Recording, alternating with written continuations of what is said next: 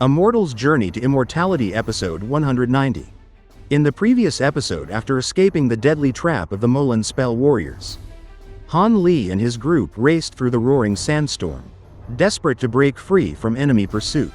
Using his Brightsight Water, he discovered hidden enemies lurking within the storm, but chose not to expose them. Known confrontation would only waste time. Once they emerged from the sands, the group pushed forward at full speed, finally catching sight of the green horizon, the border of the Moulan Plains. Just as they began to relax, a sharp cracking sound echoed from behind. A flash of white light tore through the sky, the Wind Riding Chariot. A terrifying spell warrior war machine carrying 5 Nascent Soul cultivators. Realizing they couldn't win in a direct battle, Marquis Nanlong ordered everyone to scatter and regroup in 3 days. One by one, the cultivators unleashed their secret techniques and vanished in all directions. Han Li, cloaked in crimson light, shot toward the southern plains, but the Wind Riding Chariot suddenly shifted course, locking onto him alone. And the story continues. With the astonishing speed of both Han Li's Crimson Cloak and the Wind Riding Chariot, they deeply headed over 50 kilometers into the Moulan Plains.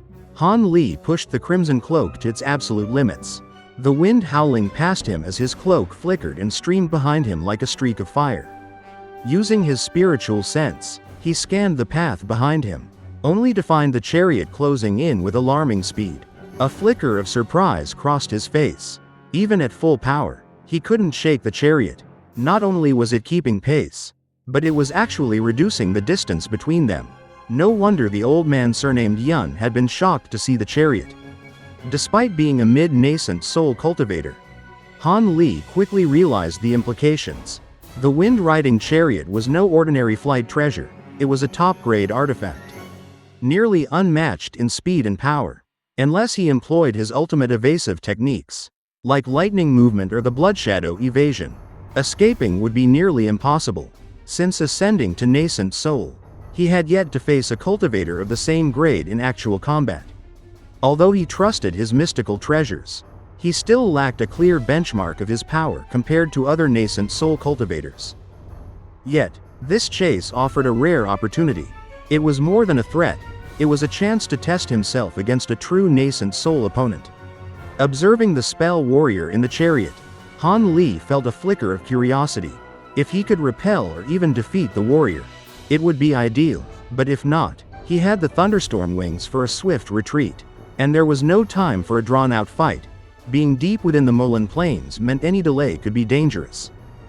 With a swift decision, Han Li's body flickered with crimson light as he accelerated even further. Then, almost instantaneously, the crimson glow gave way to a radiant azure light. He stopped abruptly, pivoting to face the pursuing chariot. A cold, calculating gaze met the white glow of the chariot as he raised his sleeve and released a swarm of azure sword lights. With dull, echoing cries, the sword lights multiplied and formed a densely layered formation, shimmering in an almost otherworldly display. Han Li wasn't holding back. Alongside his 72 bamboo cloud swarm swords, he reached into his spirit beast pouch, tossing it into the air. A massive cloud of black-tained gold-devouring beetles swirled above him. Spinning rapidly, with a quick incantation, the swarm descended upon him, fusing together to form a tricolored armor that wrapped around his body. The armor radiated a faint azure glow, giving Han Li both a protective layer and an intimidating presence. The Wind Riding Chariot closed in just as Han Li completed his preparations. The spell warrior inside was taken aback at the sight of the insects forming armor, yet maintained control. The chariot slowed, stopping 300 meters away. Han Li, expressionless, ignored the warrior, focusing instead on his next move. He summoned a flower basket in one hand and a small bell in the other, preparing for a decisive strike. Without a word, Han Li hurled the small bell forward. In an instant, it expanded to 10 meters in width, charging toward the chariot with overwhelming force. Simultaneously, he commanded his 72 flying swords to triple, forming 216 azure sword lights. They converged and surged forward in a wave of light, following the silver bell like a deadly train. stretching 300 meters toward the enemy with the intent to obliterate the Wind Riding Chariot in a single strike. The bell, spinning rapidly, emitted silver sound waves that rippled outward, forming a visible dome of energy that threatened to envelop the chariot. Han Li was confident that, if left undefended, this strike could cause catastrophic damage. Yet, the chariot responded with astonishing agility. Its wooden wings flapped, dodging the attack, while a silhouette appeared above it. The spell warrior raised a hand calmly, summoning a deep blue barrier from a small, fist-sized pearl. When the azure wave struck the barrier, a sharp explosion resounded, but the barrier held firm. Han Li's eyes narrowed. This opponent was no ordinary Nascent Soul cultivator. The spell warrior then spat a thin blue thread, which expanded and coalesced into a massive spiritual python, lunging at the sword lights.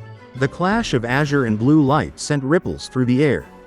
Vibrating with raw energy, the old man struck the chariot with a spell seal, shrinking it instantly to the size of a palm and securing it in his storage pouch. Han Li observed closely, noting the warrior's age, unusual azure tattoos, and powerful spiritual chi fluctuations. This was a peak early Nascent Soul spell warrior, on the verge of entering the next stage. Han Li analyzed the situation quickly. The blue barrier came from the pearl, and the python was entirely composed of spiritual power, not a physical creature. His expression hardened, and he readied the flower basket treasure. Its white light flickered with latent power, preparing to release its might. The old man's expression darkened, his voice harsh as he called for restraint. He claimed that a fight was unnecessary if Han Li answered his questions. Han Li, unfazed, refused, instead demanding answers from the spell warrior. Tension crackled in the air.